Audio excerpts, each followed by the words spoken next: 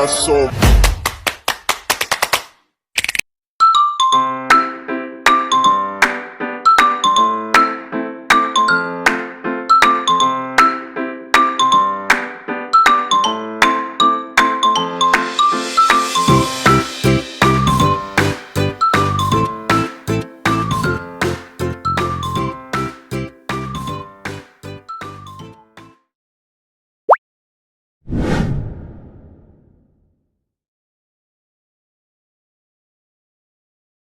Hello and welcome to the Hearsay Huddle. I am your host Tanendra. So today we are dissecting one of the most continuous areas of Malaysian legal practice. So the admissibility of hearsay evidence in capital punishment cases. So before we proceed with our discussion, we have a scenario involving a witness who is beyond with the court's reach. Let's look at the video. In the scenario above, Siti is called as the witness in a murder trial. She testifies that her friend Ali told her that he saw the accused running away from the victim's house on the night of the incident. However, Ali has since moved overseas and is not called to testify. The defense objects to Siti's testimony, arguing that it is hearsay. As the video illustrates, Siti is testifying to what Ali saw. So under section 60, this is a directive evidence. The core of our debate revolves around several pivotal legal issues. First one from starting, whether Siti's testimony constitutes hearsay under the definition of Evidence Act 1950 or whether the requirements of the section 32 subsection 1 paragraph I necessity exception are met regarding Ali's residence overseas, and whether the prosecution can provide independent proof that Ali is genuinely outside Malaysia. And the last one may be whether the statement qualifies as original evidence under the Subramanian principle.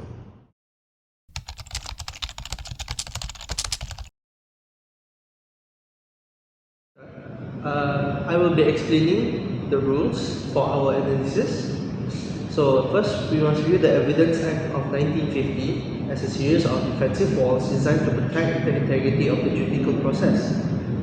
The primary wall is Section 60, our directness validity. It dictates that oral evidence must, in all cases, be direct. Specifically, it is a fact that could be perceived by a sense such as Ali seeing a figure flee. It must be the evidence of the witness who says he perceived it with that sense. Because Siti is a derivative witness repenting all Ali's observations, her testimony is prima facie inadmissible under this rule. However, the statute acknowledges that absolute rigidity can lead to a failure of justice. Therefore, it provides statutory pressure valves through Section 32. As a natural gatekeeper, the court must determine if this testimony can pass through the Section 32, paragraph 1, Section I, exception. This is not a broad door. It is a strict legal test that requires the court to satisfy several criteria. For the first is the proof of unavailability. Under Section 32, paragraph 1, the court must first be satisfied that the maker of the statement, Ali, is dead, cannot be found, has become incapable of giving evidence, or as in this case, outside Malaysia. The impracticability test is the court that must then decide if Ali's attendance can be secured without an amount of delay or expense, which, under the circumstances of the case, appears to be the court unreasonable. So the necessary principle is that the court is balancing the efficiency of justice against the reliability of evidence. This is a high stakes legal filter because it is a capital punishment of trial. The gravity of the charge influences how strictly the court interprets unreasonable delay. So lastly, we must consider the Subramanian principle. This rule allows the statement to bypass the hearsay rule. entirely if it is classified as original evidence. This occurs when the statement is offered to prove simply that the words were spoken to show the state of mind of the listener, which Siti rather than to prove the truth of the act that Ali described. In this murder trial, while Siti's testimony appears to be hearsay at first glance, we firmly believe it is admissible under Section 32, Subsection 1, Paragraph I of the Evidence Act 1950.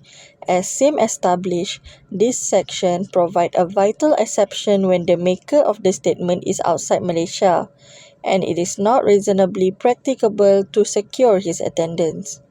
In a capital case of this gravity, requiring Ali's physical presence from overseas could cause unreasonable delay or expense. Under the necessity principle, the law allows the court to consider this secondary evidence, so the material fact, especially Ali's observation of the accused fleeing the scene, are not lost to the court. Our application is further supported by Subramaniam versus Public Prosecutor in 1956. During the Malayan emergency, Subramaniam was found by security forces in a jungle in Johor. He was in possession of 20 rounds of ammunition. He was charged with unlawful possession of ammunition. Subramaniam claimed he was acting under duress, where he stated that he has been captured by communist terrorists and was forced to carry the ammunition. In court, he tried to testify about what the terrorists said to him. "If you do not do as we say, we will kill you." The judge refused to allow him to repeat those words, calling them hearsay because the terrorists weren't there to testify. The private counsel quashed his conviction. They ruled that his testimony was not hearsay because he wasn't trying to prove the terrorist was actually murderous. He was proving the fact that the words were said, which explained his terrified state of mind. In Subramaniam case, the court held that words were admissible, not to prove the truth of the contents, but to prove the words were actually made. This is directly relevant to Siti's case. Her testimony can be admitted as original evidence to show Ali communicated this information to her. This explains the investigators' conduct and the state of mind of the authorities in focusing their suspicion on the accused. Furthermore, we look at Allied Bank Malaysia Berhad versus Yao Jok Hua 1998. Let us look at the video. This was a civil suit involving a bank and a defendant, Yao Jok Hua. A crucial documentation needed to be proven in court, where the person who prepared or signed the document was a former employee of the bank. By the time the trial started, this employee had resigned and moved to Hong Kong. The bank gave the evidence that they tried to contact him at his last known address, but he was no longer there and was living abroad. They argued it was too expensive and difficult to bring him back just to testify the signature. The opposing side argued that the document was hearsay and inadmissible because the man who wrote it wasn't there to be cross-examined. The court allowed the evidence to be admitted under Section 32, Subsection 1, Paragraph I of the Evidence Act 1950. The reasonably practicable test, where the court held that if a witness is outside of Malaysia and it will involve unreasonable delay or expense to bring them back, their previous statement or documents can be admitted.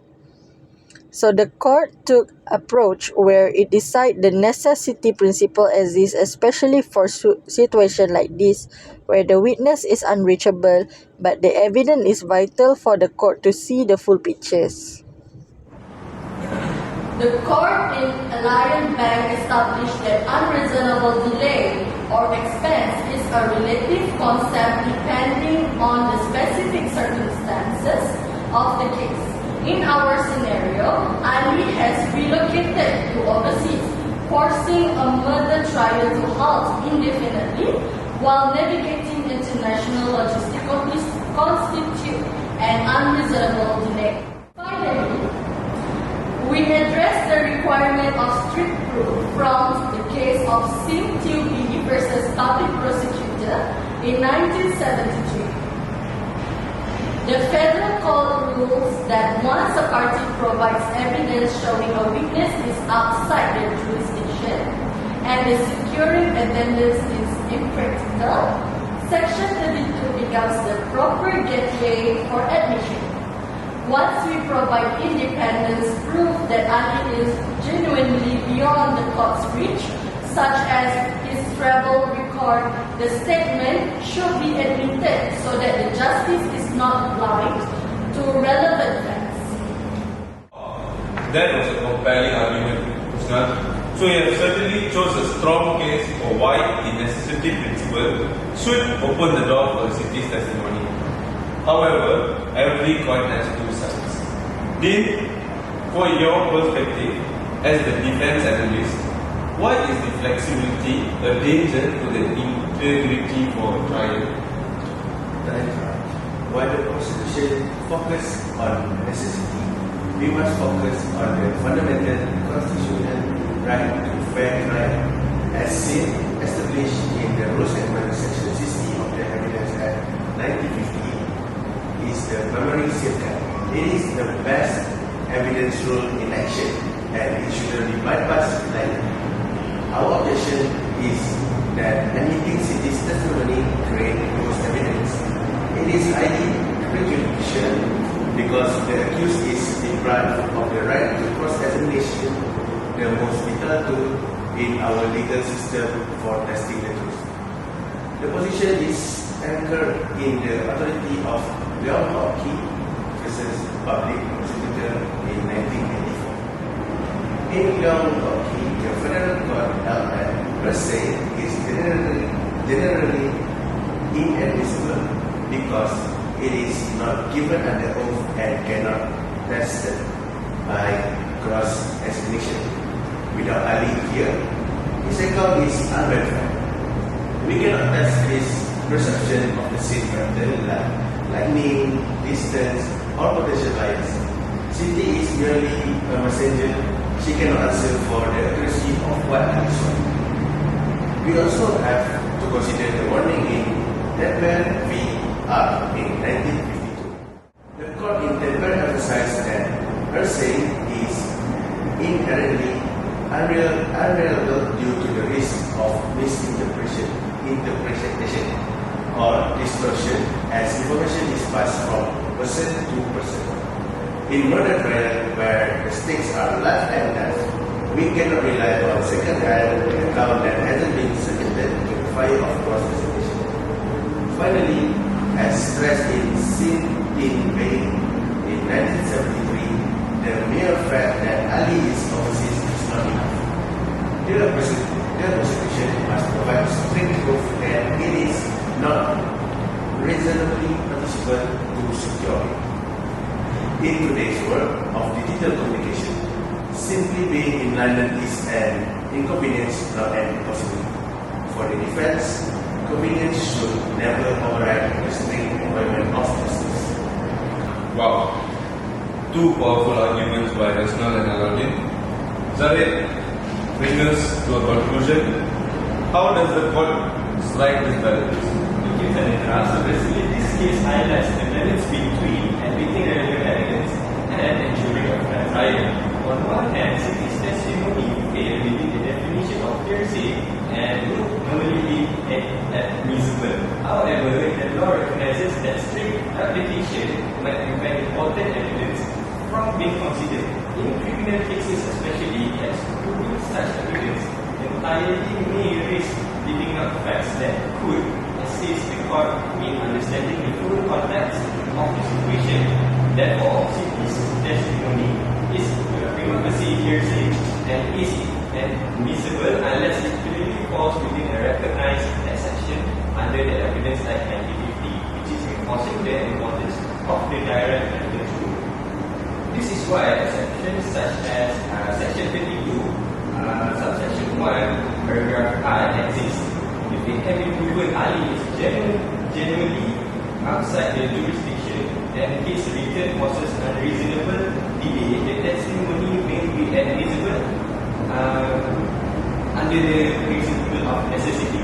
At the same time, this exception is not to be applied lightly. The prosecution carries the burden of proving unavailability with sufficient that the exception is not abused and is only applied in situation where it is truly justified by necessity. Thus, admissibility under the section 32, subsection 1, paragraph I, depends strictly on whether the prosecution can prove both Ali's genuine unavailability and that securing his attendance would involve unreasonable delay or expense in line with the principle of necessity. Most importantly, the court must remain cautious regarding reliability because Ali cannot be eximited.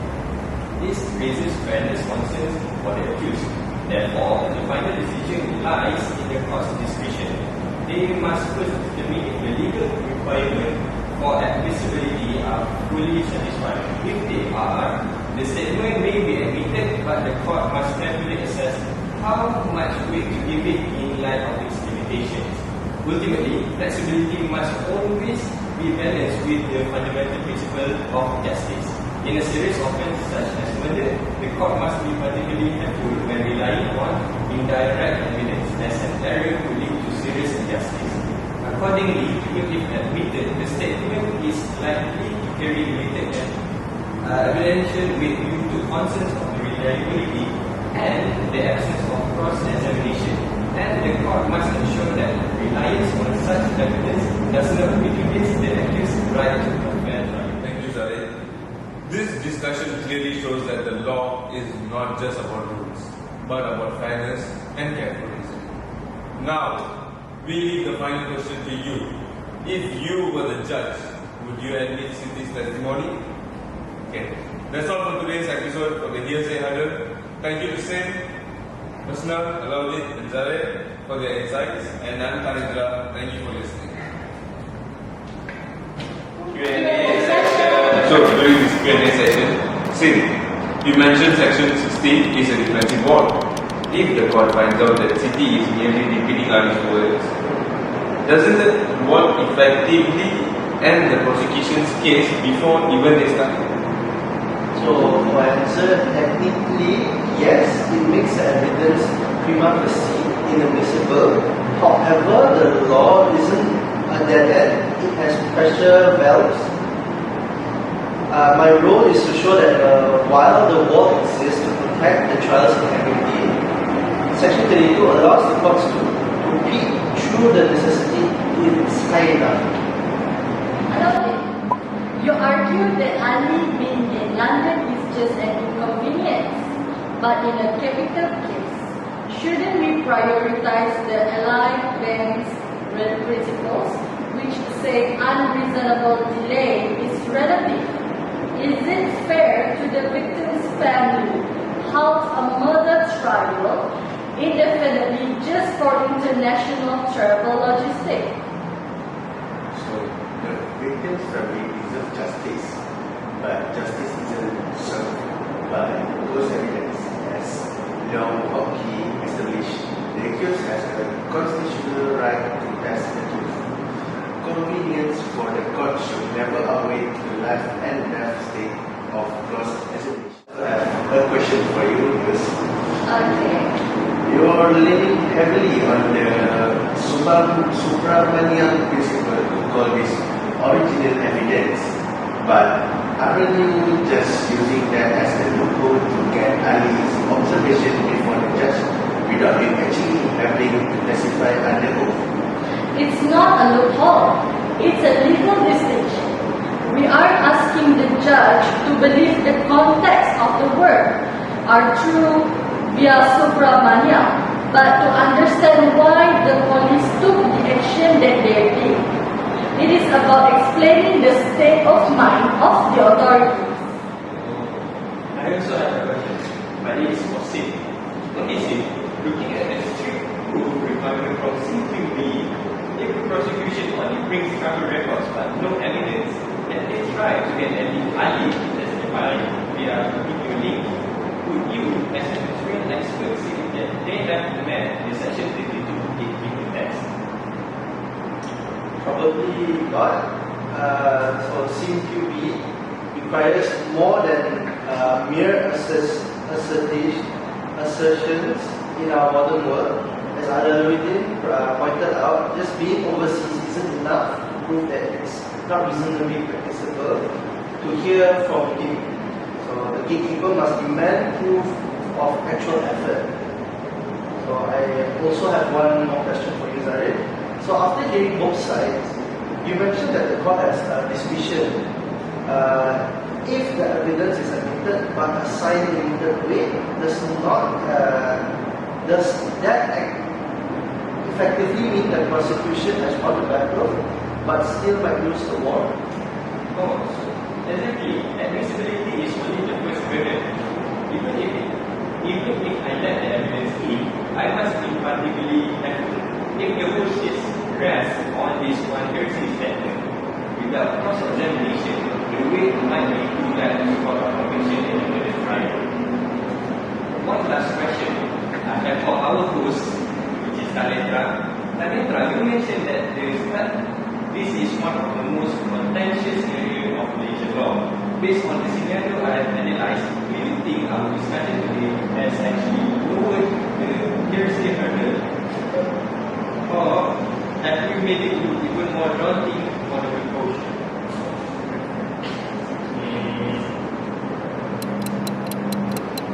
That's quite tricky. Okay. Sorry. So I think we have shown that the hurdle is exactly as high as it should be. Whether it's original evidence via Subramaniam or necessity exception via Section 32, we have proven that the gatekeeper mechanisms are designed to be the redress for a reason. That's all from me. Thank you guys.